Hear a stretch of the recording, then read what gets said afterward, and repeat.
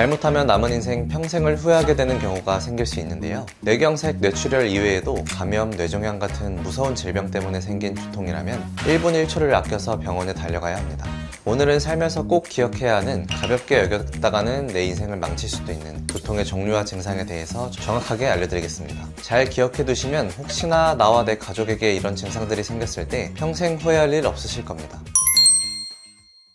안녕하세요. 메일백스 한의원 원장 조현우입니다. 저희 한의원은 저를 포함해 총 3명의 숙련된 원장님이 한 분 한 분 꼼꼼하게 진단하며 나을 때까지 책임진다는 마음으로 진료하고 있습니다.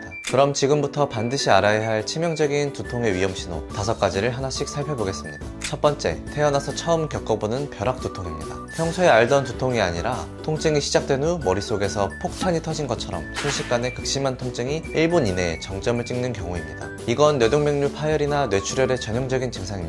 조금 쉬면 낫겠지 하지 마시고 당장 119를 부르셔야 합니다. 실제로 환자분이 이야기하시기로 샤워를 하고 있었는데 머리를 감다가 강도가 들어서 누가 뒤에서 망치로 때리는 줄 알았다고 이야기하시더라고요. 그 정도로 강렬한 두통입니다. 이런 두통은 무조건 바로 119 타고 응급실로 가셔야 합니다. 두 번째, 마비나 감각 이상을 동반하는 두통입니다. 머리가 아픈데 말이 어누러지거나 눈이 침침해지면서 물건이 2개로 보이고 팔다리 한쪽에 힘이 빠진다면 뇌경색이나 뇌출혈을 의심해야 합니다. 보통 이야기하시기를 물을 마시다가 컵을 뚝 떨어뜨렸다, 밥을 먹다가 수저를 떨어뜨렸다, 이렇게 이야기하시는 경우를 많이 봤습니다. 이건 벼락두통이랑 달리 통증 자체는 참을만 하더라도 이런 신경학적 증상이 있다면 골든타임을 다투는 응급상황입니다. 세 번째, 열이 나면서 목이 뻣뻣해지는 두통입니다. 고열과 함께 턱을 가슴 쪽으로 당기려 할 때 뒷목이 뻣뻣해서 턱이 가슴 쪽으로 잘 굽혀지지 않거나 극심한 통증과 함께 무릎이 저절로 굽혀진다면 뇌수막염이나 뇌염일 가능성이 높습니다. 특히 세균성 뇌수막염은 진행 속도가 매우 빠릅니다.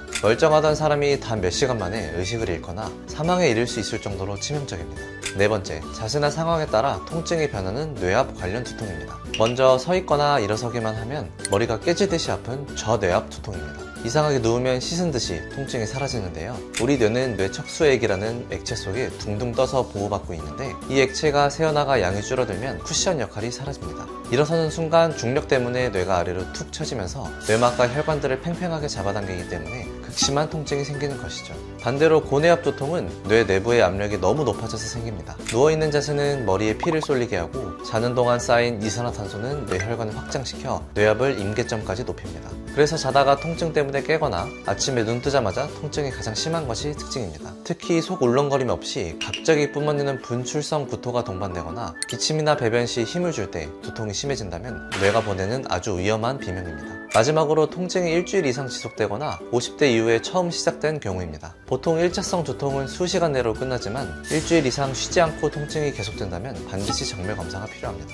또한 평소 두통이 없던 분이 50대 이후 중년에 접어들어 새롭게 두통이 생기고 그 강도가 점점 심해진다면 단순 스트레스가 아니라 뇌종양 등 기질적인 원인이 있는지 반드시 영상 검사를 해보셔야 합니다.